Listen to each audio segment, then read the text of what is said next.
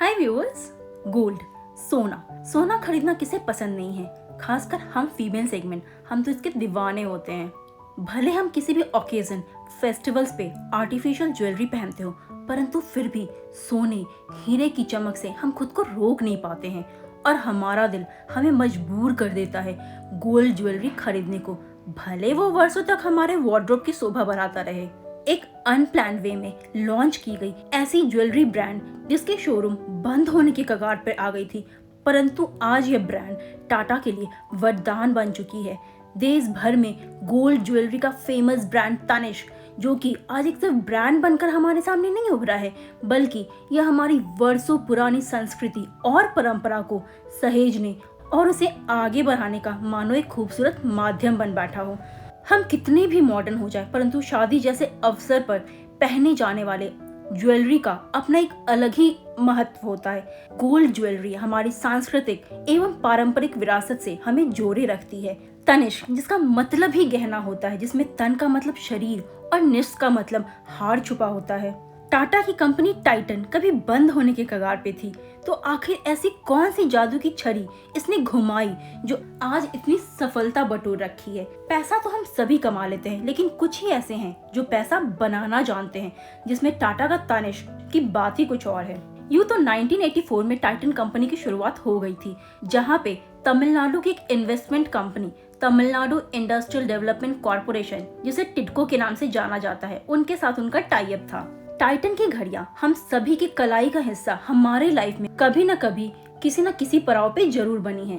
टाटा घड़ी बनाने का इक्विपमेंट बाहर से इंपोर्ट करती थी और उसके बदले में गवर्नमेंट से डॉलर लेती थी, परंतु 1990 में इराक अमेरिका के युद्ध के दौरान इंडियन गवर्नमेंट के पास डॉलर फॉरेन करेंसी की कमी आ गई थी, जिसके कारण गवर्नमेंट ने किसी भी बिजनेसमैन, इंडस्ट्रियलिस्ट को डॉलर देने से मना कर दिया था। उनका कहना था कि आप लोग अपना डॉलर खुद से कमाओ। तब यहाँ टाइटन के ब्रांड तनिष्क का जन्म होता है, जो अपनी फॉरेन करेंसी भंडार को बढ़ाने के प्रयास में वेस्टर्न एंड यूरोपियन मार्केट के अकॉर्डिंग ज्वेलरी बनाना शुरू करती है, जिससे वह उसे वहाँ इंपोर्ट कर फॉरेन करेंसी डॉलर कमा सके। 1996 में चेन्नई में तनिष्क का पहला शोरूम खोला गया था, जहां डायमंड की ज्वेलरी के साथ ही साथ 18 कैरेट गोल्ड ज्वेलरी को भी लॉन्च किया गया था। उस टाइम हमारे इंडियन मार्केट में हमें बहुत ही मीडियोकर टाइप की ज्वेलरी डिजाइन देखने को मिलती थी, जो कि बिल्कुल अनऑर्गेनाइज्ड थी, परंतु हम इंडियंस की पसंद 22 कैरेट की गोल्ड होती है, हमें 18 कैरेट की गोल्ड कहां से पसंद आती। इसलिए इंडियंस ने इस ब्रांड की ज्वेलरी खरीदने में कोई खास इंटरेस्ट दिखाई नहीं। गोल्ड हम भारतीयों के लिए एक एसेट है, एक स्टेटस सिंबल है, एक लॉन्ग टर्म इन्वेस्टमेंट है, जो कि 18 कैरेट गोल्ड में फिट नहीं बैठती है। फिर तनिष्क ने लोगों की पसंद के अनुसार 1999 में 22 कैरेट सोने को भी सेल करना शुरू कर दिया, जिसके कारण थोड़ी बहुत सेल तो बढ़ी, परंतु कुछ खास सफलता हाथ नहीं लगी। फिर क्या था, टाइटन कंपनी ने मार्केट सर्वे करने का प्लान बनाया कि आखिर वे लोग कहाँ चूक रहे हैं, क्यों कस्टमर उनके शॉप पे नहीं आ पा रहे हैं। सर्वे के दौरान पहली प्रॉब्लम 18 और 22 कैरेट गोल्ड ज्वेलरी की आई, जो उन्होंने ऑलरेडी सॉल्व कर लिया था। दूसरी प्रॉब्लम थी कि हम इंडियंस का एक ट्रेडिशनल शॉप होता है, जहां से हमारे खानदान पीढ़ी दर पीढ़ी एक फिक्स शॉप बना रखे हैं गोल्ड का, वहीं से हम लोग गोल्ड खरीदना पसंद करते हैं। ऐसे में किसी नई शॉप पे कस्टमर्स को लाना एक बहुत बड़ा टास्क था। इससे निजात पाने के लिए सबसे पहले उन्होंने हर ज्वेलरी के प्राइस टैग के डिस्क्रिप्शन में कंप्लीट डिटेल्स लिखनी शुरू कर दी, जैसे कि किसमें कितना ग्राम सोना है, कितना ग्राम अदर मेटल्स है, कितना वेट है, जिसके कारण टाइटन की इस कंपनी पे लोगों की नजरें जाना शुरू हुई और विश्वास, कॉन्फिडेंस, ट्रस्ट बनना शुरू हो गया इस कंपनी की ओर। दूसरा गेम चेंजर था स्पेक्ट्रोस्कोपिक डिवाइस कैरेट मीटर, जिसने तनिष्क की कहानी फ्लॉप मूवी से मानो एक ब्लॉकबस्टर हिट बनाकर रख दी। तनिष्क ने अपने शोरूम में कैरेट मीटर मशीन लगाई, जिसमें ज्वेलरी की प्योरिटी मेजर की जाती थी। मुफ्त में लोगों को गोल्ड की प्योरिटी नापने का अवसर दे डाला, जिसके कारण शोरूम पर भीड़ बढ़ने लगी और यह ज्वेलरी ब्रांड बहुत हद तक फेमस हो गया। हमारे इंडियन मार्केट में 60% केसेस ऐसे हैं जहां पे खरीदा सोना प्योर नहीं निकलता है। जब लोग अपने पुराने सोने के साथ तनिष्क में लगे इस मशीन में अपने गोल्ड की प्योरिटी चेक कराने आए, तो उन्होंने पाया कि 60% लोगों का सोना इम्प्योर है। तब जाकर लोगों को अपने पूर्वजों के विश्वास पर टिकी दुकान में खुद को ठगा पाने का एहसास हुआ। अगली चेंज उन्होंने 1920 स्कीम लाकर की, जहां अगर वेट के दौरान अगर आपकी ज्वेलरी 19 या 22 कैरेट के बीच निकलती है तो आप तनिष्क के स्टोर से 22 कैरेट तक का गोल्ड लेने का ऑप्शन दे डाला, जिसके बदले कस्टमर्स को केवल मेकिंग चार्ज देना होता था और उन्हें कोई गोल्ड चार्ज नहीं देना होता था। यहाँ आप देख सकते हैं तनिष्क की स्मार्ट स्ट्रैटेजी, जहाँ उन्होंने लोगों को अपना माइंडसेट चेंज करने के लिए मजबूर कर डाला। भले इसमें कंपनी को स्टार्टिंग में थोड़ा लॉस सहना पड़े, परंतु उनका एम था महाभारत के अर्जुन टाइप आगे होने वाली भारी भरकम प्रॉफिट से, जिसके लिए टाइटन या छोटी सी सैक्रिफाइस करने के लिए रेडी थी। लास्टली उन्होंने अपने बिजनेस को एक्सपैंड करने का सोचा, जिसके तहत फ्रेंचाइजी मॉडल का ऑप्शन लाया, जिसमें 2000 स्क्वायर फीट के छोटे छोटे शोरूम्स अच्छे लोकेशन पे खोलने का ऑफर लोगों के बीच स्टार्ट किया और बड़े शोरूम्स खोलने का हक टाटा ने अपने पास रखा। फिर 65 करोड़ की लागत से होसूर कर्नाटका में गोल्ड ज्वेलरी का एक बड़ा प्लांट सेटअप किया, जहां उन्होंने गोल्ड की ज्वेलरी की डिजाइन की अंबार लगा डाली। आगे मार्केटिंग में भी इन्होंने पानी की तरह पैसा बहाया।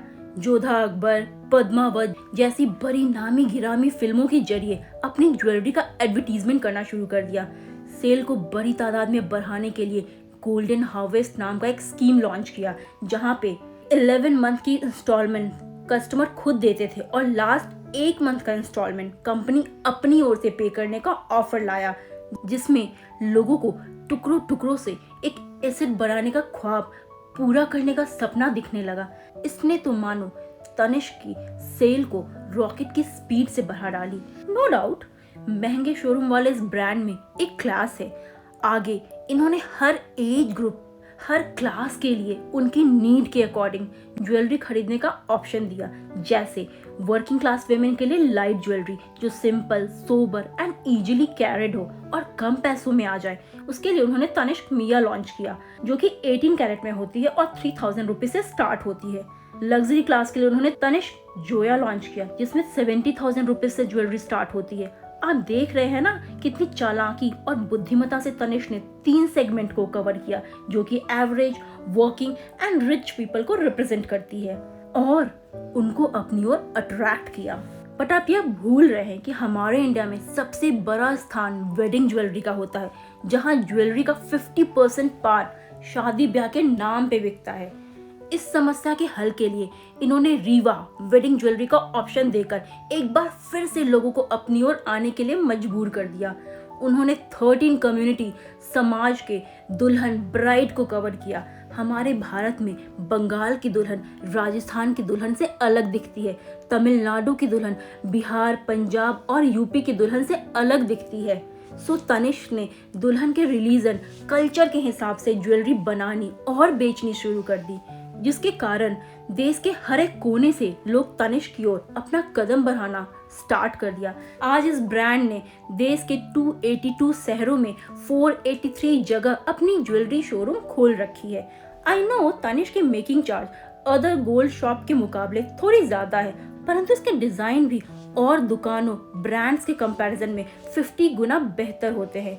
मेरे अकॉर्डिंग डेली वेयर टाइप की ज्वेलरी के लिए आप तनिष्क के इस महंगी ब्रांड को बेशक अवॉइड कर सकते हैं और कुछ खास ओकेजन, फेस्टिवल्स के लिए इस स्टोर से गहने खरीदने का ऑप्शन रख सकते हैं। लेकिन हाँ, यह भी एक सच है कि एक बार अगर आप तनिष्क के हैप्पी कस्टमर के लिस्ट में आ गए तो फिर किसी स्टोर पे आप कभी नहीं जाएंगे, चाहे कितना भी हाई मेकिंग चार्ज क्यों ना हो, क्योंकि हम इंडियंस ऑथेंटिसिटी, भरोसे को ज्यादा महत्व देते हैं, जो कि टाइटन ने बिल्ड किया है। गोल्ड में हमारा यह वन टाइम इन्वेस्टमेंट होता है। दरअसल गहने तो बाजार में आपको आम ज्वेलर भी बेच देते हैं, परंतु उसकी शुद्धता की गारंटी बहुत कम ज्वेलर्स ही दे पाते हैं। यहाँ तक कि आम ज्वेलर्स हॉलमार्क लगे गहनों में भी हेरा फेरी करने में नहीं चूकते हैं।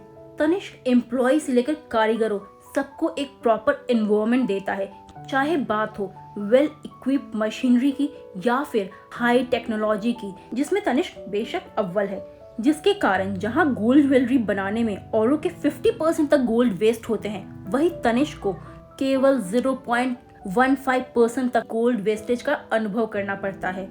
एम्प्लॉय लेबर सेटिस्फैक्शन कैसे दे जिसके कारण प्रोडक्टिविटी बढ़े, इन्हें बखूबी आता है।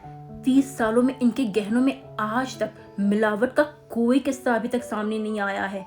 इसके सोने की चमक खरीद से 10-20 साल तक डेली यूज करते हुए भी ज्यों का त्यों बिखेरते रहती है। मुझे तो पर्सनली इसके बॉक्स बहुत ही ज्यादा अट्रैक्टिव लगते हैं। क्या आपको भी लगते हैं? कमेंट में जरूर बताइएगा। इनके पास हर कैटेगरीज में वैरायटी की भरमार होती है। तनिष्क की यूएसपी देखिए, एक ऐसा ऑथेंटिक एंड यूनिक डिजाइन ये कस्टमर के सामने पेश करती है जिससे चाहे कितना भी हाई मेकिंग चार्ज हो, लोगों की उत्सुकता देखिए।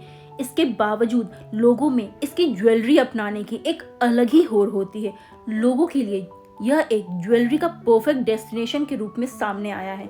आज हम सभी के पास इस ब्रांड का कोई ना कोई एक छोटी सी सही ज्वेलरी जरूर होगी। यूं बोले तो इस ब्रांड ने ज्वेलरी मार्केट को आज डोमिनेट करके रखा हुआ है।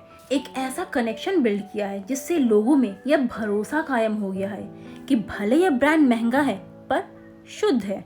कस्टमर सेटिस्फैक्शन के साथ ही साथ ऑलवेज एंड फॉरएवर लव बन चुकी है ये ब्रांड। कोविड-19 के दौरान सेल में गिरावट की स्थिति पैदा हुई तो इन्होंने ऑनलाइन खरीद का ऑप्शन दे डाला, जिसके कारण यंग कस्टमर्स के दिलों में भी राज कर बैठा। आभूषणों में भारतीय कला और संस्कृति का समावेश इसे अदर ज्वेलरी ब्रांड से अलग बनाती है।